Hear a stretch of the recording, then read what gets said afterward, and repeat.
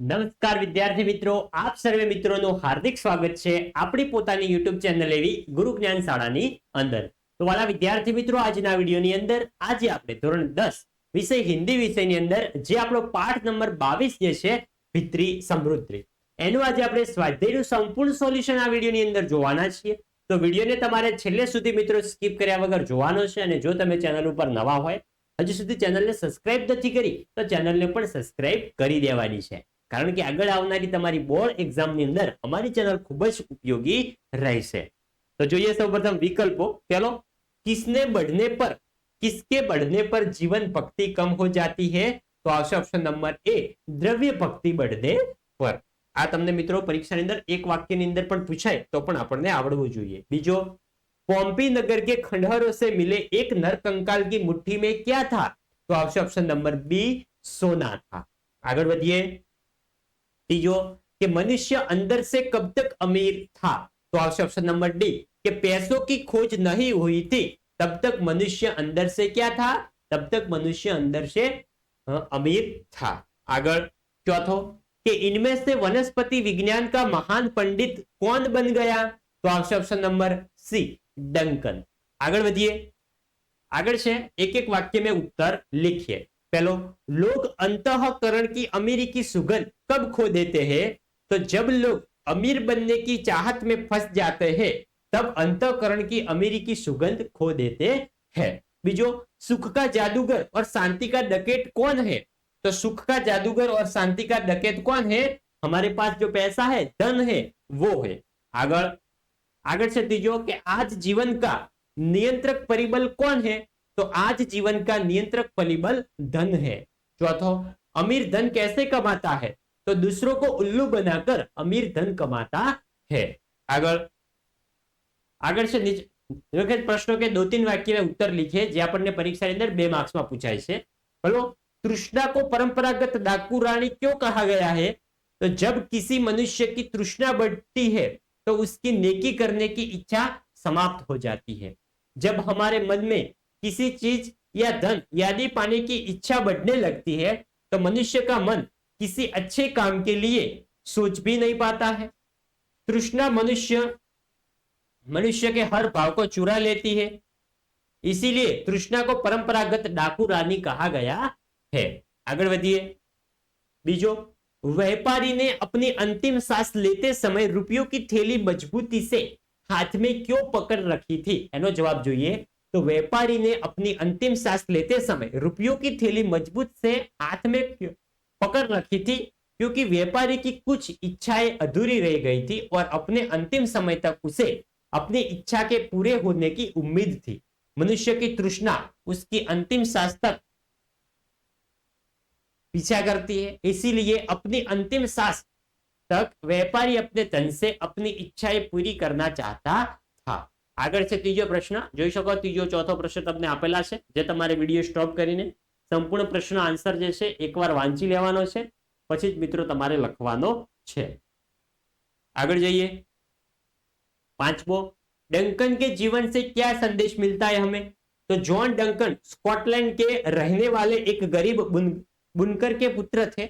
अपने आत्मबल, मेहनत और लगन से वे वनस्पति शास्त्र के महान पंडित बने. उनके जीवन से यह प्रेरणा मिलती है कि उन अनेक अभावों और कठिनाइयों के होते हुए भी कैसे सर्वश्रेष्ठ बना जा सकता है. आगे बढ़िए. आगे से निम्नलिखित प्रश्नों के 4-5 वाक्य में उत्तर लिखिए. मोटा प्रश्न है. पहलो, पोम्पी नगर के खंडहरों के कंकाल और एक व्यापारी के हाथ में अंतिम समय तक क्या था? तो જોઈ શકો છો એનો પણ મિત્રો મોટા પ્રશ્નો છે, એનો પણ તમને સંપૂર્ણ આન્સર અહીં આપી દીધેલ છે, જે તમારે વિડીયો સ્ટોપ કરીને સંપૂર્ણ પ્રશ્નનો જવાબ જે છે એકવાર વાંચી લેવાનો છે, પછી તમારા નોટબુકની અંદર તમારે સરસ મજાનો લખી લેવાનો છે, જેથી કરીને આપણને સારી રીતે યાદ રહી જાય. આગળ બીજો, डंकन वनस्पति शास्त्र का महान पंडित कैसे बन गया? तो જોઈએ આપણે कि डंकन स्कॉटलैंड के निवासी एक बुनकर का पुत्र था. वह बिल्कुल अनपढ़, कमजोर, कुबड़ा और आर्थिक दृष्टि से अति कंगाल था, परंतु वह बहुत बुद्धिशाली था. 16 साल की उम्र में उसने मूल अक्षर सीखना शुरू कर किया. फिर वह जल्दी से पढ़ना लिखना सीख गया. जंगलों में भटकने के कारण उसे वनस्पतियों की अच्छी जानकारी हो गई थी.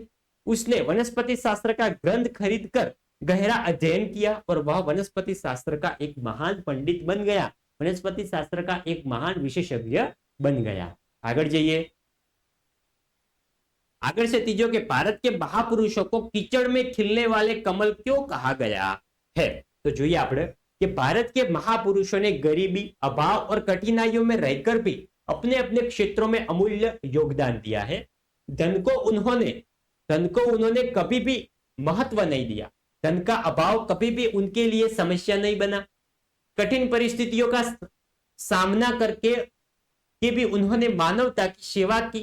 कठिनाइयां आने पर भी वे सदैव अपने कर्म पथ पर आगे बढ़ते रहे और बिना हार माने अपना कर्म करते रहे और महापुरुष कहलाए। इसलिए भारत के महापुरुषों को कीचड़ में खिलने वाले कमल कहा गया है। परीक्षा अंदर प्रश्न पूछाय तो अपने આવી રીતે લખવાનો છે। આગળ चौथो के बाहर ही नहीं अंदर से श्रीमंत अथवा अमीर बनना ही पैसा पहचानने की कला है, पैसा पचाने की कला है। ये विधान समझाइए। જોઈ શકો છો એનો પણ તમને અહીંયા સંપૂર્ણ આન્સર આપી દીધેલ છે મિત્રો, સરસ મજાનો। કે તમારે વિડિયો સ્ટોપ કરીને સંપૂર્ણ પ્રશ્ન આન્સર જે છે લખી લેવાનો છે। આગળ છે कथन स्पष्ट कीजिए। पहलो, धन सुख का जादूगर भी है और शांति का डकैत भी है। અને આ પણ મિત્રો પરીક્ષાની અંદર ખાસી વખત પૂછાણું છે। तो जो यह कथन निबंध भीतरी समृद्धि से लिया गया है। इस कथन में धन का मनुष्य के जीवन पर क्या प्रभाव पड़ता है यह समझाया गया है। जीवन को सुखमय बनाने के लिए धन का होना अत्यंत आवश्यक है। धन के आते ही जीवन पर एक जादू सा चल जाता है। धन के साथ ही जीवन में सारे ऐशो आराम भी आने लगते हैं। एक बार धन आ जाता है तो मनुष्य के मन में उस धन को बढ़ाने की लालसा बढ़ने लगती है।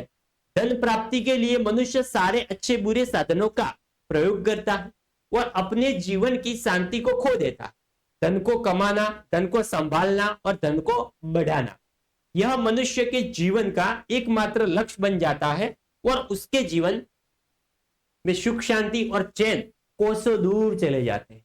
इसीलिए धन सुख का जादूगर भी है और मन की शांति को हरने वाला डाकू भी कहा गया है।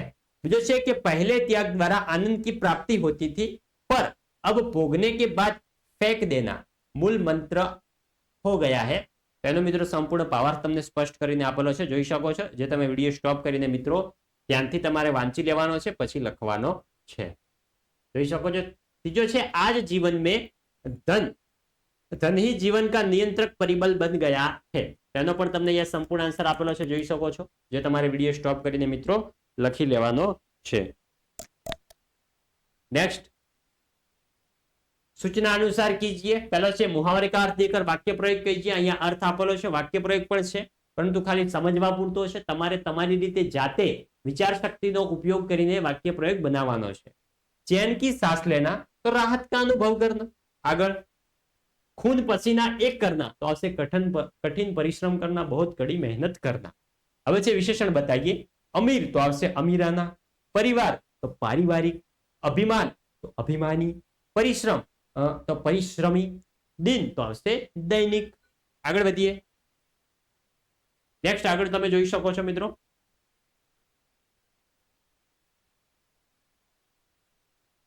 આગળ છે નીચે दी गए शब्दों के सामने भाववाचक संज्ञा बताइए।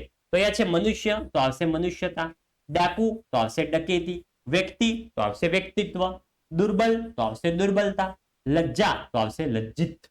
જોઈ શકો છો વિદ્યાર્થી મિત્રો। તો મિત્રો આ હતું આપણું ધોરણ 10 વિષય હિન્દી વિષયની અંદર જે આપણું 22મું ચેપ્ટર છે ભીતરી સમૃદ્ધિ, એનું સ્વાધ્યાયનું સંપૂર્ણ સોલ્યુશન। વિદ્યાર્થી મિત્રો વિડિયો તમને સારો લાગ્યો હોય, તમારા માટે ઉપયોગી રહ્યો હોય તો વિડિયોને અચૂકથી લાઈક કરીને જજો। અને જો તમે ચેનલ ઉપર નવા હોય, હજુ સુધી ચેનલને સબસ્ક્રાઇબ નથી કરી તો ચેનલને પણ સબસ્ક્રાઇબ કરીને જજો। મળીશું આવનાર નેક્સ્ટ વિડિયો સાથે। ત્યાં સુધી આવજો। જય હિન્દ, જય ભારત।